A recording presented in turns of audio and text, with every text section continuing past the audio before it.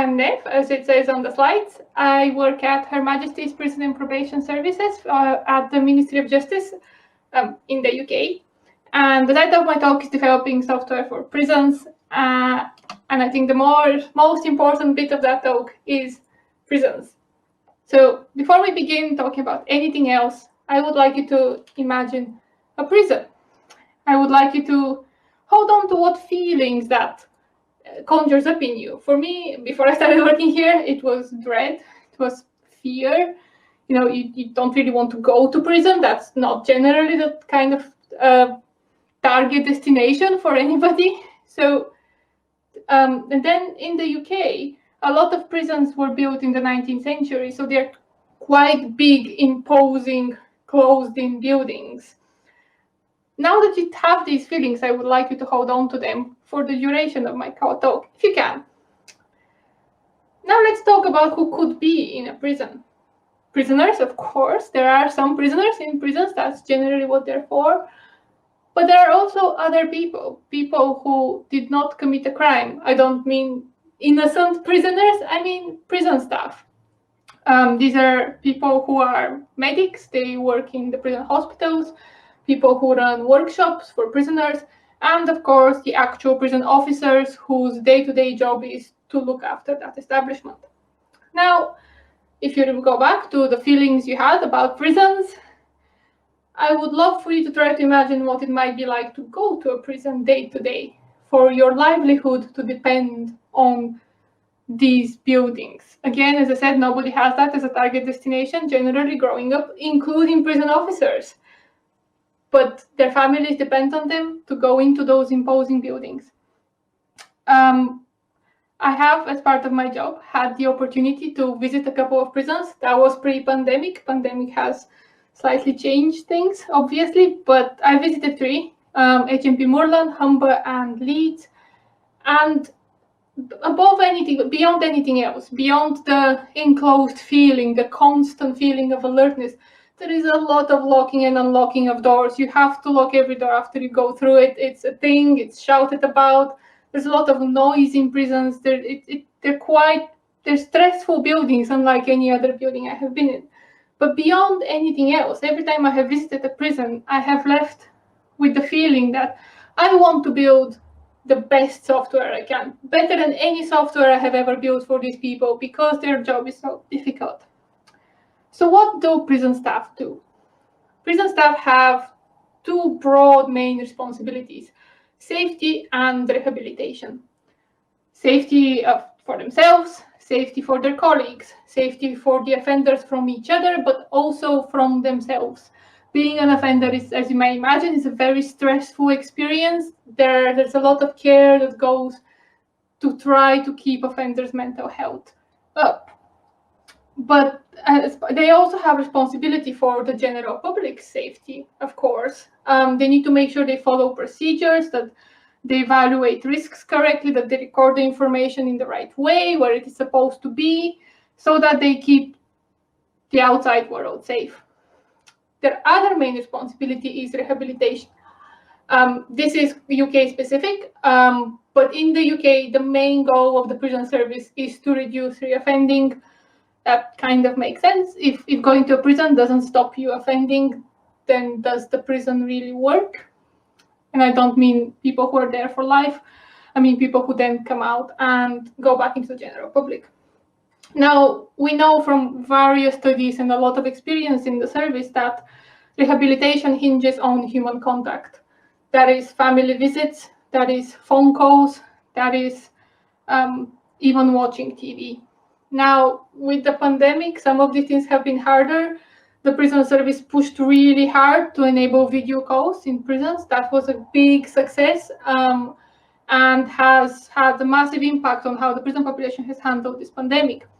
But beyond that, even contact with the prison staff themselves is very beneficial for offenders, because if the prison staff has the trust of the offender, then they can learn how they're doing, potentially identify that they may be struggling mentally, potentially learn important gossip about what's happening on the landing and who's doing what. But more crucially, they can discuss how the new manager of Team X sucks, and how and just have normal conversations about things that the offenders are interested in. When you're in prison, access to information about your interests is really hard to come by. So this is what kind of prison staff do. They're always really hard. As I said, they're not in exactly the most supportive environment. In the United Kingdom, there are around 135 prison establishments, and each one is slightly different. Their number one governor, and that is what they're called, I'm not making it up, their number one governor generally has the rule of the place. There are, of course, policies that they have to follow, but there's sometimes sufficient room in those policies that each prison runs slightly differently, sometimes very differently, but usually there's some tricks here and there. So for us as people providing software for that, that is usually edge cases that we need to think about. Our main goal in building software for prison staff is to reduce the amount of time they spend in front of computers. That is because the less time they spend fighting with our systems, the more time they can spend doing the really important bits of their works, which is rehabilitation. For myself, this has been the first software job that I have had that I can finish the day and think, I might have just made the world a little bit better. And it doesn't have to be something big. It could literally be change the text on a button to make it clearer, and that will save time, and that time will go into rehabilitating offenders. This kind of thought, this kind of process is something I share with everybody I work with. We spend a lot of time talking to prison staff and understanding them, because as with truly any other software, but especially here, the most important thing you can do to make good software for these people is to have empathy for them. You want to try and feel for them. You want to try and understand where they are at the point in their day where they're trying to do the task. What might be their stressors? What might be their troubles? How can they achieve their task the quickest and safest way possible and go back to their job, because their job is actually not interacting with software. That is my job. Now, speaking about software, I spoke a lot about people, and they are much more important than the software, but let's talk a bit about software. This is a tech conference after all. Our stack is somewhat varied. As you might imagine, it's a government service. There are some things that are a bit older, a bit less loved, a bit harder to deal with. That's the case for us as well. There is a system called NOMIS, the National Offender Management Information System, I think. And that is old. It's an Oracle Forms-based application. It lives somewhere in the Nether. It's cloud hosted. But it's quite a difficult application to use for prison staff. They do have to use it day to day. What the prison service has invested in its digital department, where I work, is in modernizing that, using the UK government's best practices to as far as they can be applied to develop these new services. So what we build is something that talks to that database so that the user doesn't have to. The UK has a body called Government Digital Standards, or GDS for short, and over the past almost couple of decades, GDS has spent a lot of effort modernizing and rethinking how we can build services that best serve users, including the most vulnerable, because this is applied to public services as well, not only to internal services. Applying these principles and taking one problem at a time is how we end up trying to make prison staff's lives easier. Now, I mentioned Oracle. We don't try to not talk to it too much. So we have APIs over it. Those are usually in Java or Kotlin. I think they might only be in Java and Kotlin, but I'm not 100% sure. And then there are user interface applications built mostly in Express, in Node Express. We use everything is deployed to a Kubernetes cluster using Helm or something like that. As I mentioned, microservices. I think I've used all the buzzwords. You probably have more. Obviously, continuous integration, automatic testing, React. Yeah, I think those are all the buzzwords. I'm not going to focus too much on this because truth be told, our users couldn't care less. To our users, it doesn't matter what's behind the scenes. What matters is what they can do with the system. So with that in mind, this is a concrete example, a screenshot of a concrete example of a feature. This is our test environment. This is not real data. I am not exposing anyone's actual schedule on here. Please don't worry. On this slide, there is a screenshot of one of our applications. This is the whereabouts application, or rather managed prisoner whereabouts application, basically where are prisoners at any one given time. On the screenshot is a list of offenders for a specific activity. Now, as part of the rehabilitation process, offenders attend workshops or even paid work in prisons because that mimics real life a bit more closely than an artificially created environment like a prison usually can, and prepares them for the idea that when they get out, they will be going to work and they will be getting paid for that. There is a lot around that. You can't, as a prisoner, as an offender, you can't just unlock your door and leave. Somebody has to do that for you, and somebody needs to know where you are every second of the way. So even from your cell to the workshop, they need to know where you would go through. You need to be escorted. So this is why this lists like this need to exist. Let me walk you through what's on the screenshot. I have a purpose for doing that, promise. So there's the title, Workshop 16 Joinery. There's the date and the period, AM, PM, or evening, because different workshops have different lists for these periods. Underneath that, there is a reload page link. I will get back to that. Then there's a print list button. Underneath that is the meat of the page, which is basically the list of offenders. There's an option to order the list with a drop-down. To the right, there's some information about what's in the table, how many prisoners are listed, how many sessions have been attended. And there are two quick actions, an ability to attend everybody or to say nobody is required. Underneath all of that is the pertinent information for every offender, their name, which cell they're in, what their prison number is, any extra information, what activity they're doing, do they have other activities that they're supposed to be at, and whether they've attended or not attended. Now, this is quite a busy page.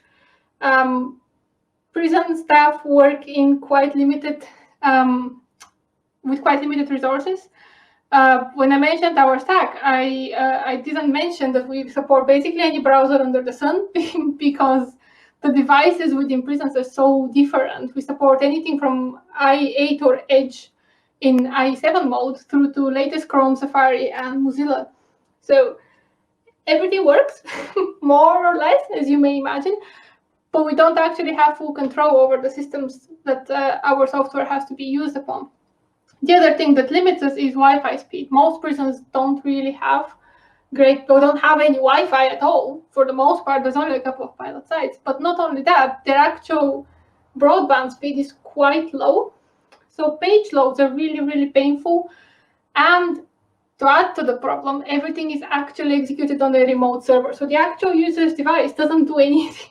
They're just basically like accessing a virtual machine somewhere else that they're accessing this through. So this is probably the most anti-web environment I have ever had to work in. It's truly a challenge to think about how we can deliver these modern services into such an environment. So this page is quite busy, and some of that has to do with the fact that prison staff prefer to have as few clicks through from pages as possible. So let me walk you through how this helps them with that. Obviously, there's a date and a period, so they can filter through this list. They don't need to go back or do anything. I'll get back to the reload page link. The print list. They don't have mobile devices, and when they need to go and unlock cells, they need to print this list so that they know which cell they need to unlock to go to which activity. So that's why there's a special print CSS that helps them with this so that they can see everything and tick things. It still doesn't quite work because their printers are special sometimes. Sometimes they print at font -1. There are challenges with that, and we try to address them as we can. Ordering the list, it orders the list, but mostly by name or location. That helps them kind of plan their route. So if they need to go through 2 landings, they know to just collect everybody from one landing and then everybody from the other landing rather than going up and down. Their name and their prison number help identify exactly which person you need to take out. That is, again, super, super important for risk. Their info on this particular page is empty, but usually contains their alerts. Now, prisons have gang members in them. And if there's a gang member alert on here, that means the prison officer needs to kind of check the notes for this offender a bit more in detail, because what you cannot do is release 2 members of opposing gangs at the same time. That puts a challenge on this whole who are we unlocking when. It puts challenge on when you schedule the activities. It's against managing risk and managing safety. So the all prisoners have attended on prisoners not required links are quick actions. So that's everybody's here. I need to have 13 prisoners. I have 13 prisoners. I've confirmed they're all here. I don't want to click individually. You don't have to. Just click the button. It's done for you. All prisoners are not required. It's Christmas. Nobody works at Christmas. Should you be going through every list and not attending them manually? Why not? Why? The whole point of our existence as a service is to make things easier for the end user. So that's what all prisoners are not required is for. Now, the reload page link. This is in React, and we were too far gone building it by the time we'd realized we'd broken basic browser functionality, like refresh or the back buttons. So that the reload page link doesn't actually reload the page, it refreshes the state in React. And this is where we truly hit the limitations and the specific needs of our users. Turns out React isn't right for us. We initially picked React because fewer page loads, you only load what you need, made perfect sense in the context we had, except React is client-side heavy and our users work on very limited resources and they need to do like poke actions like this. So what ended up happening was our users started getting something is making your browser slow alert while React was churning on the remote server. Now you can't do that in an environment that is as high stress as a prison. Prison staff know enough to worry when an alert like that comes up. What is it? Are we being hacked? What's wrong? It is truly an exceptionally stressful experience, and when that started happening, we got so many panicked messages. People thought they were being hacked, people thought they were leaking information, people thought their passwords were compromised, all sorts of things. Like, if you know enough to be worried, but not enough to understand the alert, it is very, very terrifying. So we addressed this by trying to optimize our React, but ultimately, we accepted that for our users with the current resources, React is not the right technology. So we have spent considerable amount of time ripping it all out, and in the process, addressing a bunch of other technical debt. It's been truly great to work in a place where, because the users have this need, that gets prioritized over like new features and new things. Like, we need to fix this. This needs to work properly for everyone before we can proceed with new things. This page is still in React, unfortunately. It is our last hurdle. We started the work maybe a year and a half ago, and we have ripped it from everywhere else. This is the only React page. It works for most users most of the time. As I said, we worked hard to optimize it. We are still going to remove it, but as it stands, we've addressed the bigger issues that it had. So how did we know to build this? Why does it look like this? Another big thing about the government digital services standards is user research, or basically talk to your users, tease out from them what they need and build it for them. And we do this a lot. We have a captive audience. The prison staff don't really have much choice. It's either this or the old Oracle forms. So they're very engaged when we release something or when we want their help to understand how we can make something better. This has gone through so many iterations. It didn't always look like that. We are agile. We're very agile. We're too agile for the space sometimes, as you can imagine. These people are not used to necessarily having change come to them so quickly. So sometimes we get people who are very suspicious, or people who are like, oh, I just learned how to do the thing and now it's changed. And this is a learning process for both sides. The people who now work in the modern services come from outside of government more often than not. We're used to sometimes startups or just quicker iterations. And for us, this is a learning process of how do we prepare the users again, limit stress, potentially stagger a release, wait, feature toggle it, do it in a way that the users are not scared of it, basically. We work in multidisciplinary teams. There are user researchers, content designers, UI designers, developers, technical architects, product people, all sorts of specialities as and when needed in the projects, to ensure that we're covering everything, that we're doing things right. Doing things right is what we're here for. So I mentioned nimble deployment processes. Sometimes we get it wrong. We try to talk to everyone, and we don't always manage naturally.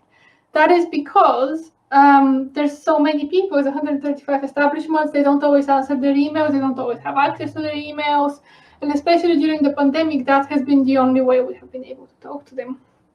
So sometimes we make mistakes, and we release things that we didn't realize in this one specific establishment were incredibly dangerous. Oh no, this activities list now says something for this establishment, and the activity list is accessible by prison staff who are not supposed to be seeing that information. That is again, security, safety, that is really, really scary. But we know we can release fixes, or we can roll back very, very quickly. In fact, going from reporting through QA, through product sign-off, and live and fixed on the service has taken us less than an hour. Don't ask how I know. I just know.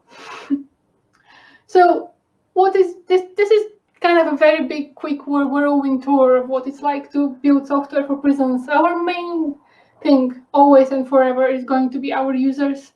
Again, caring for them, understanding them, looking after them, because I didn't used to want to think about prisons, obviously. As I said, they're a bit of a scary place. Most people don't want to think about prisons.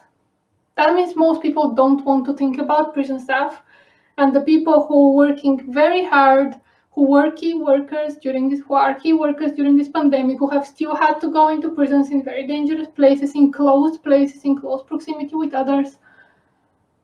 Those are the people we need to care about, because most of the rest of the world tries to avoid thinking about them because they work in a prison. That was it. Everything the Ministry of Justice and government, for the most part, does is open source. It's publicly available on GitHub. This is a link to the code base that contains that specific screenshot I showed you. But if you're interested in what we do at the Ministry of Justice, then you could just go to the organization. There is so much more. This is just the prison service. The Ministry of Justice has all sorts of justice things. So if you're interested, please go and take a look. We use all sorts of technology and do all sorts of things, and we don't always get it right. If you want to talk to me, then this is my Twitter. It's also my GitHub handle if you'd like to see my embarrassing commits over the last few years. And in case you're more interested in knowing what the Ministry of Justice does in terms of its digital strategy and where we're going, then at Justice Digital, which I personally think is the best Twitter handle ever, is where you will find us on Twitter. Thank you.